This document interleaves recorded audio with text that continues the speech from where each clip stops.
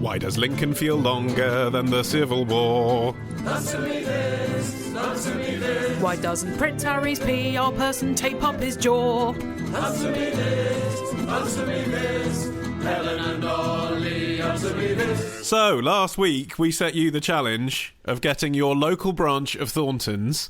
Well, it didn't have to be a local branch. I suppose you could go and travel a long way if you wanted to. You might prefer to, because you don't want the shame of defiling your beloved local branch of Thorntons with your crazy desires. That's right, yes, to get them to write a rude message onto some chocolate. Or just see where their limits lay. It didn't have to be rude necessarily, but it could be testing the boundaries of taste or political decency. Well, that's right, but I particularly, specifically wanted to see a chocolate bar that said fuck on it. Yes, you wanted a cunt bomb, ideally.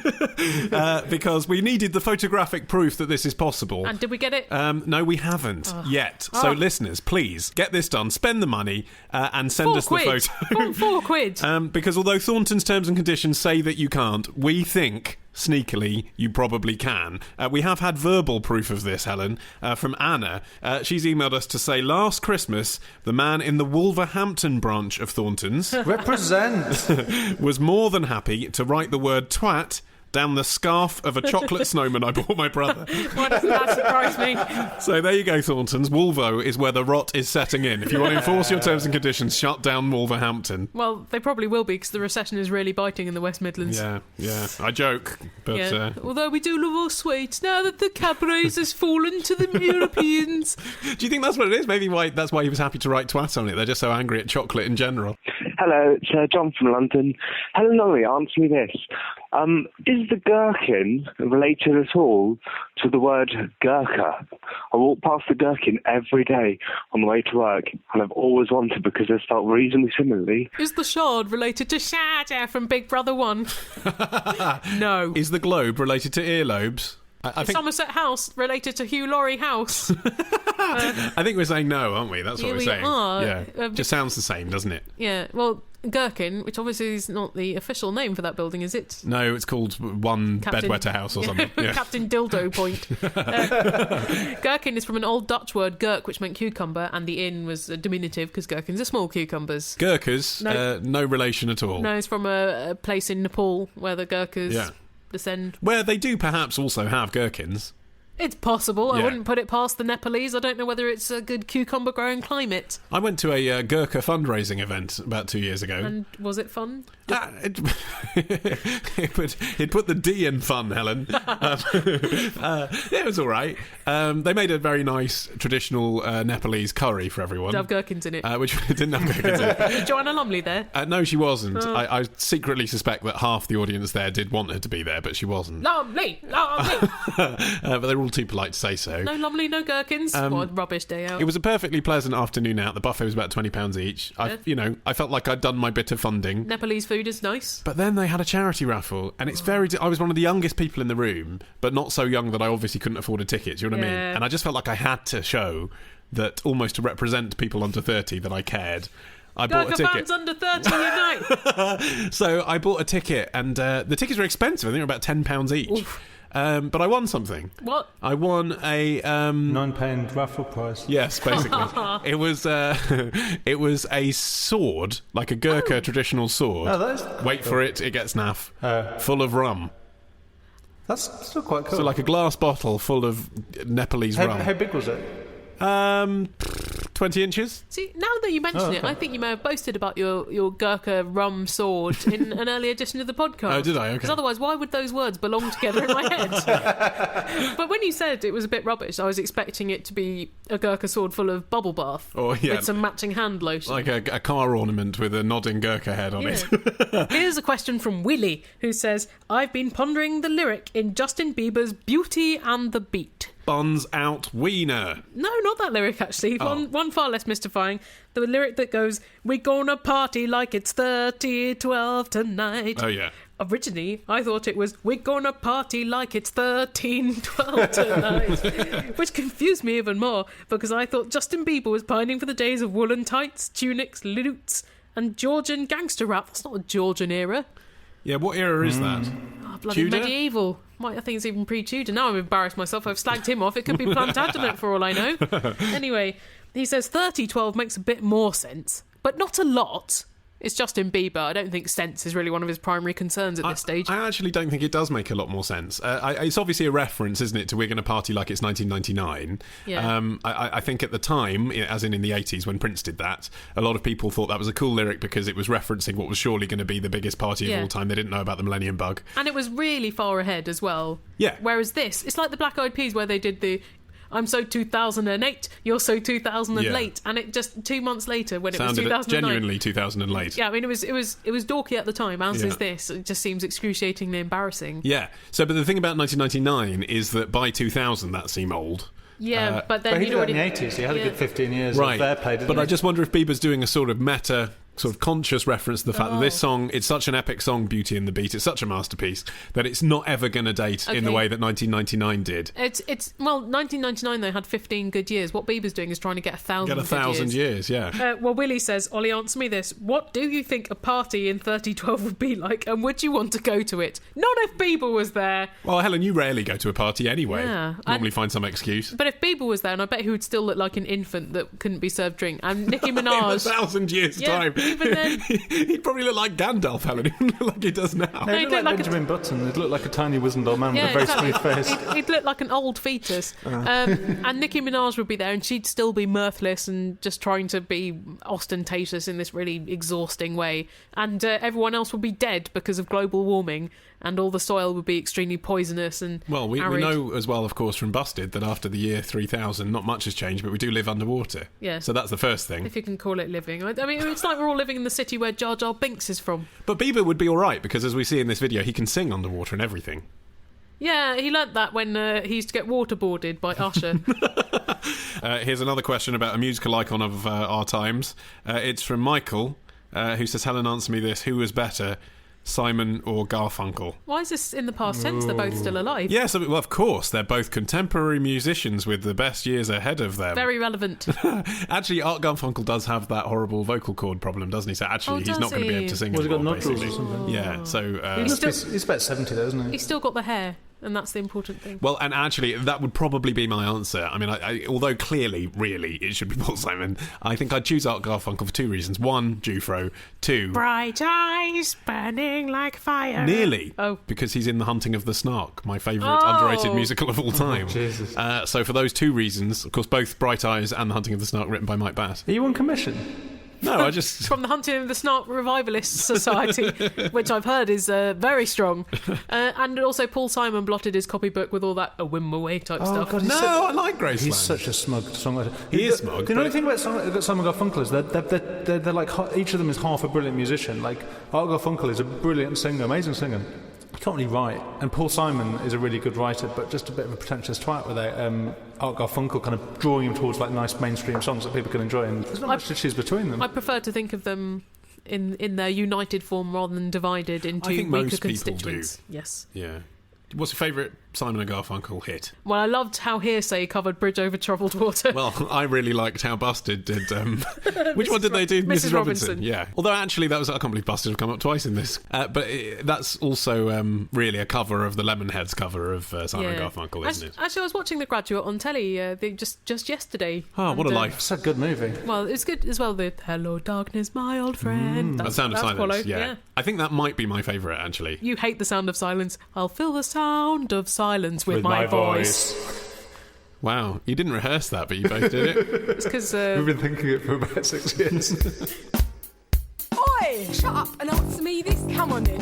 Why don't you shut your ugly face? I'm not ugly, it's the condition. It's no condition, it's the ugliness, mate. Answer me this. Podcast at googlemail.com. Answer me this. Podcast at googlemail.com. Answer me this. Podcast at googlemail.com. Nothing. Seriously though, go back to your own country. That's what we're all thinking, isn't it? It's what we're all thinking. It's got a question. I ain't got no questions. Don't look at me. Shut your mouth. here's a question. So, retrospectors, what historical events are we ticking off on this week's run of Today in History? On Monday, the anniversary of the day Ozzy Osbourne and a bat came face to face on stage. On Tuesday, we go back to the future with a potted history of the DeLorean. On Wednesday, why is the Pope guarded by those guys in floofy hats? On Thursday, how the Rock and Roll Hall of Fame ended up in Cleveland. And on Friday, was Henry VIII really an asshole, or was it just the result of a jousting accident? We discuss this and more on Today in History with the Retrospectors. 10 minutes each weekday, wherever you get your podcasts. Question from an anonymous person. Anonymous person says, my mother and I drove from Mill Hill in London to Costco in Watford. We drove there to purchase these particular new potatoes we love from there. Wow, that's like a half-hour drive just to get one product. Potatoes. That's like a Kenyan tribeswoman going to the well. He just gets a new potatoes. I'd maybe walk 10 minutes. It's not even new potato seasons. They're old potatoes at this stage. However, says anonymous person, when we got there, the new potatoes were out of stock. No! So we bought a gazebo and a wheelchair and half a horse. And 50 muffins for the price of one and a jacuzzi. We were distraught. I don't blame you. There's only so many muffins you can fit in a jacuzzi. But you could buy all the diamonds. I mean, you could fit loads of them in the jacuzzi. Yeah, but not for the price of a new potato packet. Well, not far off. And you could get a lot of knockoff Crocs. I've really lost the thread of this conversation. Yeah. Person in Costco wants new potatoes. They don't have any. That's as far as we've Oh, got. right, okay. Yeah. But That's highly problematic. But next to us, says anonymous person, was an unattended trolley which had the potatoes we wanted. WTF? So after searching around and not finding an owner... How hard did you search, really? This is like when people find a stray cat and they're like, oh yeah, it's probably not got a microchip in it, so we won't take it to the vet. Because it's cool. Yeah. Anonymous person responded to the lack of trolley ownership thusly. I grabbed the potatoes out of the unattended trolley and bought them, knowing fully well that was probably the last of the potatoes in the store. Ollie, answer me this. Was I breaking any laws by taking something out of someone's trolley? No, you haven't broken any laws. Except for the laws of Costco, because Costco does have its own government. Well, actually, I mean, there's a serious point there, of course, which is that, you can have terms of conditions for shopping in a place. Yeah. And I'm sure that if the store security saw you do that, they wouldn't be very happy and they could chuck you out because it's their right to deny service to someone. They're never going to be up by the potatoes, though. They're going to be next to the valuable They're objects. going to be standing next to the plasma TVs. Yes. They're not going to think that you're going to be stealing a bag of potatoes. And it's not actually a crime because you're still going to pay for the potatoes. Exactly. It'd be different if you're in the car park. The point at which it becomes a legally enforceable matter is the point at which the property belongs to someone other than the store. But just someone putting it in their trolley, it doesn't belong to them. It still belongs to the store until you've paid for it. It's unethical. It's like bid sniping. It's isn't totally unethical. It's naughty. But it's not illegal. Although, that said, I bet if there had been particular focus on those potatoes, so say, for example, the potatoes were the new Nintendo Wii U on launch day, right. If people had been queuing for 10 hours to get those potatoes, I see. then the police might consider that a more serious matter because it could have led to violence. If you grab the last Buzz Lightyear in Hamleys. Exactly. Yeah, like in Jingle All the Way before he punches the reindeer. If it was like I'll that. take your word for it. but Reindeer can be really grabby in Costco. oh yeah, they deserve it. Yeah, like when he kicks all the dwarves, they deserved it too. It's a really lovely film. I haven't seen the film. Spoilers. It's actually the worst Christmas film ever made, Oh, but in a right then. brilliant way. Okay. Anyway, in that way, I think there could have been some police-led consequences had that been the case. But since the new potatoes were not being watched, And they're only bloody potatoes. they Who had gives? not been flagged. Yeah, you hadn't stolen from the store. I think what you've done is hugely unethical, but certainly not illegal. All this fuss about potatoes, though, I just can't get behind it. Well, see if you can get behind this, Helen. It's a question okay. about one of my favourite products to buy from Costco. Mayonnaise! Actually, one and the same to me. Multi-purpose. But no, in fact, neither of those. Peanut butter. I buy my yeah. Skippy from Costco. Jordan in Canada says, peanut butter has recently become an uneconomical luxury for my paltry student budget. Well, you should cut down on the poultry. It's good. It's Tumbleweed. good. It's fresh. Shut up, you guys. So, Helen, answer me this. Is it possible to make homemade peanut butter? Is it legal? And if so, what is the recipe? I'm pretty sure such information will be invaluable to your student demographic. Well, it certainly is possible, but Of course it is. It's possible to make everything, isn't it? Most recipes started as homemade recipes unless they're by Heston Blumenthal. people have even tried making Twinkies. Even though they're not a food, they're just chemicals puffed up to look like a sponge cake. Yeah. It is possible, but I think it might work out more expensive for your student budget Well, this is because... the thing, you've got to make it en masse, haven't you? That's the... yeah, and pad it out with loads of oil and water and stuff. Because it's the same with jam, isn't it? Jam, if you have a fruit tree in your garden and you have all yes. day to cook it, it's cheaper. But otherwise, if you're not making 20 jars of it, Yeah. better to just go and get the value jam for £1, isn't But it? it does keep. If you've got the capital investment, you probably get decent value for money. Yeah. I'm curious what I was asking us. I'm sure you could Google peanut butter recipe and immediately it will tell you how to make it. That is what I did, and the peanut butter recipe is as follows. Let me guess. Peanuts. Yeah, peanuts. Butter. No. Really? Roast the peanuts, for 6 to 8 minutes, and then put them in a blender and whiz them up for at least a couple of minutes. You better be about to put some lard and sugar in there, Helen, because otherwise this is going to taste like that organic shitty peanut butter you get in the Whole Foods shop. That's a bit like eating a beach. That is not funny. So add some oil as well before the whizzing. That's Good. important. What sort of oil? Vegetable oil or Really? ground nut oil. Man. Seeing as you're grinding nuts, why not? Yeah. Whiz that up. If you want it smooth, whiz it for longer. Then add a little bit of sugar and salt to taste. Yeah, which means if you're trying to imitate Costco peanut butter, Loads of sugar a to bucket taste. of sugar. A kilo of sugar. Yeah. But you could just buy maybe a lower brand of peanut butter. I think where it saves actually is to make your own bread, because you can make really nice bread and that doesn't cost very much. Yes, but then you have to really practice. Nah, it's easy. It's not easy. It is easy. It's not, Helen. I've made it more than you, so I say it is. Yeah, but that's exactly my point, though, isn't it? You've made it more than me, so you think it's easy. I've tried 3 times. I failed every time. That's because you've got weak hands. I can't knead the dough. Your hands are a bit more womanly than Helen's, is That's what an she's saying. outrageous allegation. I've tried making it in the oven. I've tried making it in a bread maker. You have to actually make the dough first. You can't just put the ingredients in the oven and expect the magic to happen. That's where I went wrong. I took a can't loaf of Kingsmill and I ground it up in a smoothie And I maker. tried to make it back together. I poured a bag of flour into the toaster. What gives? What can you buy for $7.99 on iTunes? That seems worth it. Kesh's new LP. Churchill's biography. Or an app that does jack shit. For the same sum. You can get all the fun of 5 hours of our old stuff. We're selling the first 3 years of Answer Me This in iTunes. Most of it is good, just a little bit is guff. Go to answermethispodcast.com/classic and click the link. And with your money we'll swaddle ourselves in nothing but the finest mink. Finest mink and gold shoes and diamond hats but normal pants. Hello, Seattle. Good night. I don't know what to do about the salad and scrambled eggs. This is from Joe, who's there, who says, I recently went on a first date. We had tossed salad and scrambled eggs. I felt sick. I thought it was going nicely, but it ended somewhat abruptly at a bus stop. When she was run over by a bus. It does sound a bit like you pushed her in front of a bus, Joe. He continues, the next day, I sent a text saying that I had a good time and would be glad to get together again. Mm-hmm. She replied, you as well, have a great holiday. Hey, that doesn't make sense. So yeah, I guess she meant it was nice to meet you as well. Have a great holiday. I think the point he's making is what she didn't say was, brilliant, let's meet up again next week. Yeah, so, sure, I'm free on Thursday, that kind of exactly, thing. yeah. So, Helen, answer me this. Is she politely blowing me off? Presumably blowing off as in shunning rather than blowing off as in giving him a beach. I think in the process of receiving one of those, Helen, manners just doesn't come into it. Whether it's polite or impolite, one is happy to receive.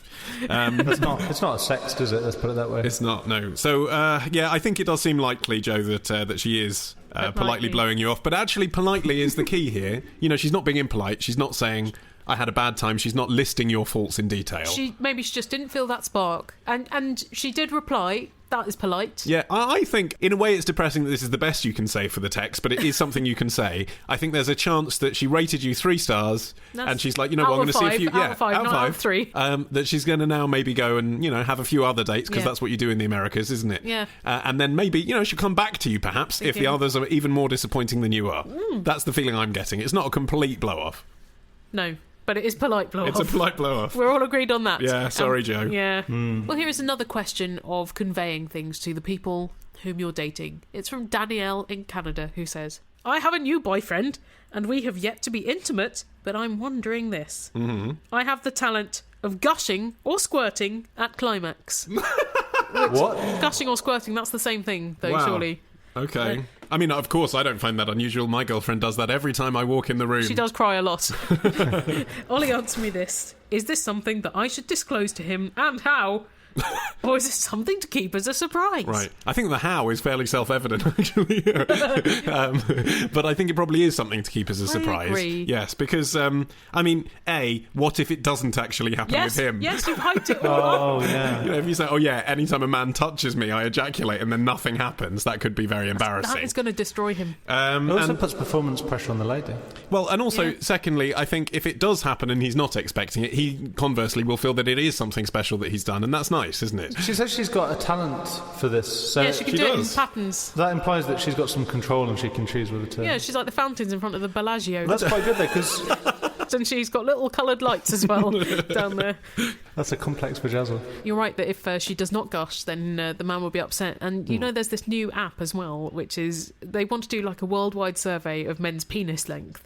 So do they just want lots of pictures of knobs to get some Google juice? Come on, people, wake up. The app is essentially an electronic tape measure for your iPhone, and what it does is it measures your penis and then tells you what percentile you fall in. So either you're, by their reckoning, above average or below average. I wonder if it changes whether you buy the premium version of the app. What, you paid $7.99? Oh, you are above average. That's the biggest one I've ever seen. I just don't want to press my balls on against an iPhone. I'd have it just to see the bell curve and all about the statistics. What if you're bigger than the phone? That's the problem. Well, of course, that's my first thought. And I have a Samsung Galaxy Note 2. I'm bigger than a phone box. I think I'm going to need to get one of those full-size iPads. Yeah. I need one of those new HD tablets they're using for the medical profession. Touch table? Anyway. From one gushing liquid to another, here's a question from Nick, who says, Helen, answer me this. Black ink or blue ink? Coming out of your girlfriend? No, just I think in a pen. I don't tend to use ink outside of a pen. Neither.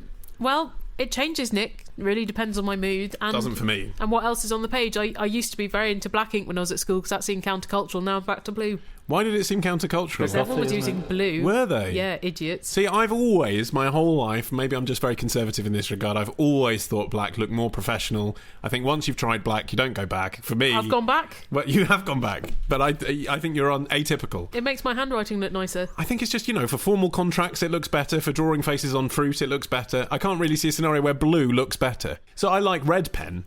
Yeah. This option hasn't been given to us. That's angry. Well, red pen is not correct. Yeah, no, but I'd like to reclaim red from the markers and say, because red's a very flamboyant, fun colour, isn't it? It's very in-your-face. For proofreaders, it's our industry standard. What about silver pen? Whoa, that's only for greetings cards. So seriously, why is there this phenomenon of the green pen letter? Why is green pen considered to be nutty? Yeah. Well, it's like purple crushed velvet. Only lunatics wear that. Usually with pictures of cats on. Drawn in green pen. Is there a thing with the green pen? Is it just the Green Ink Brigade. Is it just because it's unorthodox? Don't act like this is a surprise. Like it's completely. There's no corroboration between your actual experience and the myth. You must have seen letters from nutters that are in green ink. In the same way, listeners, we value all of your email correspondence, but those of you who aren't children who send us emails that have backgrounds with teddy bears on, or brightly coloured fonts and that flash, or write in brush script, like obviously we're going to think you're a Meshuggah straight away, like before you've said anything at all. So I mean, I think this is part of how we judge each other, isn't it? Correspondence the same as fashion. Yeah, if someone writes to you in blood, you draw certain conclusions that may not be fair. Sometimes when I buy a multi-pack of biros, Ollie, it contains a yellow one. Now, what use is that, pray? What? Can't see that. I wonder if some look better under, like, neon lights. Maybe there's some niche condition where you're supposed to use your yellow pen. I heard from someone the other day that when you go into immigration at the US, when they scan your passport under that neon light... Apparently, is if they think you're a bit fishy, but they can't quite work out why. Because they think you're from the Middle East. That can be one reason. Yeah. The other thing can be just that you've answered one of their questions in a slightly indecisive way, but they can't pin anything on you. I was jet-lagged, all right. Exactly, I know. Yeah. You've been travelling for 14 hours. Why are they always trying to screw with my mind? I don't care what the name of my friend is that I'm staying with, but anyway, apparently what they can do is take a little bit of that UV ink and just dab the outside of your passport with it. So that in the future, whenever an immigration official scans the passport at that point, they'll just have that indication, that little signal from a previous immigration official that maybe something's up. And apparently that is why some people do every time they go and they say, I'm always getting picked on because of this and this. It might just be because at some point you've come across as a bit of a lunatic and they've marked you out. If you are one of those people, then maybe you are the person for whom those otherwise useless passport covers are made. Yes, so that you could change the cover. Yes. That's true. If you're always getting pulled over by immigration officials, change your passport cover. Go to Cath Kidston and get a passport cover. They'll never suspect you again. Wipe it down with an alcohol rub. That'll do the same job. Would it? Does that take away UV pen? Well, I assume it's either it's water-based or solvent-based, and alcohol would probably do both, I would have thought. Yeah. Well, my passport's covered in alcohol anyway, for obvious reasons. Answer me this. 1066 was the Norman invasion. 1818 was the publication of Persuasion. Wasn't it? I love that book. They all wear bonnets. I got my own with a pretty flower on it. Don't I? I'm worried though. I think it makes me look a little bit effeminate. Time for a question from Natalie from Cornwall, who says, on my 33rd birthday, my mum told me she prays for me. despite being a lapsed Catholic. It's not the best present that you could get as a lapsed Catholic. It's certainly a last-minute present, isn't it? I mean, Yeah. there's digital download vouchers, and then there's, if you've forgotten to do that, just telling someone, I prayed for you today. Oh, hi, Natalie, I got you the best present of all. Natalie continues, I thought this was very kind, my mother praying for me, until she mentioned that she prays that my life will turn out okay and that I'll succeed. What's wrong with that? Exactly. It's nice for a parent to have your success at their heart. Well, we're about to find out. It's better than her saying, I pray that Natalie will die miserable, alone, and failing. Well, this is the thing. I think that's exactly right, Helen, but we'll get on to Natalie's question, Okay. and then we'll come back to that thought. Okay. She says, this isn't the first time I've had the "you're a bit of a failure, aren't you" line thrown at me. Well- So you see, this is how she's interpreted this. I see, so this is more about Natalie looking at her mother's positive and turning it into a negative because Exactly. maybe Natalie has low self-esteem. Possibly. Or unfinished business in her own mind. As friends have sometimes alluded to the fact that I have a degree, good A-levels, and all that jazz. How much jazz do you have? All that jazz, Helen, All loads of of the it. jazz? Oodles of jazz. Where all the jazz have gone. Self-replicating all the jazz. Yet, I'm, quote, just running a gardening business. And I'm still single. Oh! And All of your other achievements are wiped out by that. and could have been, and I quote, so much more. Oh, what are your friends doing? Are they also bloody great? Well, this is the thing. So Helen, answer me this. Why, when I run my own business doing a job I enjoy, rent a lovely flat overlooking the beach... Only renting, you see, Natalie. You fail by not owning it. Yeah. And not owning the beach. And have you not seen what's happening this year, living on floodplains? Oh, and on erodible cliffs. And I generally have lots of kind, nice friends and have a tip-top time. Oh, good. Why do other people feel the need to disparage this and try to make me feel like a failure? Because other people are horrible. Well, all right. Okay. I'll finish the question, Yeah, and then lots of thoughts to park Yeah, along loads. the way. Who the heck gets to judge what is success? St. Peter at the gate. And Debrett's. Yeah. Since when did having brains mean you have to have a corporate career? Amen. About 1982. Should I marry the first idiotic rich bloke I meet and pop out a sprog to validate my own existence? I think obviously not to that Yeah. rhetorical question. Just because I don't have $1 million in the bank and a coronary-inducing stressful job. Well, you live in Cornwall. How many people do have coronary-inducing stressful jobs in Cornwall? Well, just as well, because they've got coronary-inducing food. Have you seen Deadliest Catch? I'm deemed to have lost all the pieces for the game of life. No, you haven't. They're under the sofa.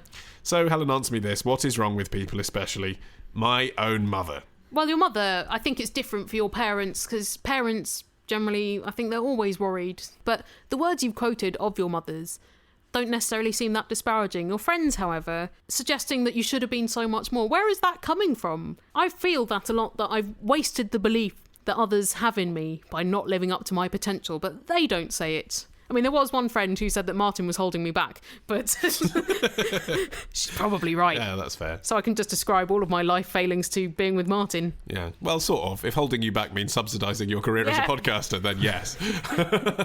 Although I'm not sure what you running a Citibank would look like, and I'd be frightened to live in that world even more than the one we live in. Hey, bonuses for everybody. I think sometimes this is just a case of people justifying their own choices. Yeah. By, reflecting what they've done, because maybe it is right for them and they genuinely are happy, Yeah. onto other people, and assuming if they don't have it, they're not happy too. So maybe your friends aren't necessarily the most empathetic bunch, or maybe they're unhappy and they're taking it out on you, because if you're happy, why are you rude to other people? Yeah, with the friends, there's an element of sacrifice there. That, like, if you're the sort of person that's sacrificed having a relaxed job, having some nice friends, doing something you enjoy, because you want to be, in inverted commas, successful and high status and have a lot of money and a big house, then when you see people who don't do that, and they seem to be having quite a nice time, you have to find reasons to justify it to yourself. Exactly. Yes, I think Why they that's are. the case. I think they are justifying their own choices. But I think it is slightly more complicated with the relationship and children thing. I mean, it's generally accepted. If you ask most people in the street in the world, they'd say that one of the things that typically does make people happy is finding a soulmate and someone to live with.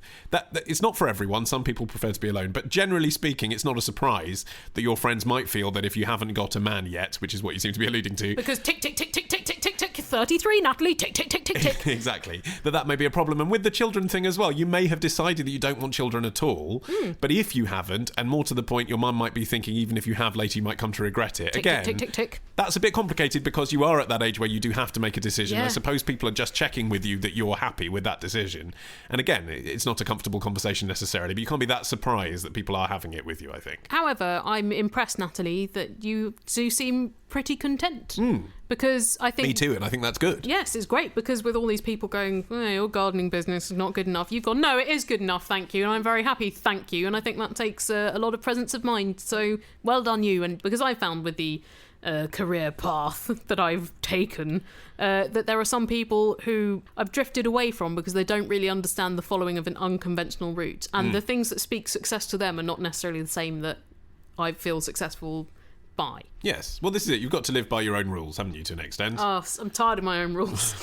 Well, actually, if you live in Cornwall, there's very few people implementing any other kind of rules, so you might as well, to be honest. Yeah, but you have to put the cream on top of the jam or you're beheaded. But whatever rules you live under and however you live your life, we welcome all here. We're a broad church, even if you don't believe in church. Even if you don't believe in broadness. Yeah. But if you see us, you would. And we welcome your questions, as always. The details about how you can send us one of those by phone, email or Skype are listed on our website, answermethispodcast.com. And on that website, you can also find our first 3 years' worth of episodes, which are on sale for 79p each. And our albums, which are on sale for $2.49 each. Yeah. No money at all. A trifle, listeners, to you, but a great deal to me. It's like we're Mr. Wendell, and you're the band Arrested Development. Yes, something like that. No one's going to get that reference. No, listeners. The ones of you that get that reference, write in and prove Martin wrong and me right. Bye!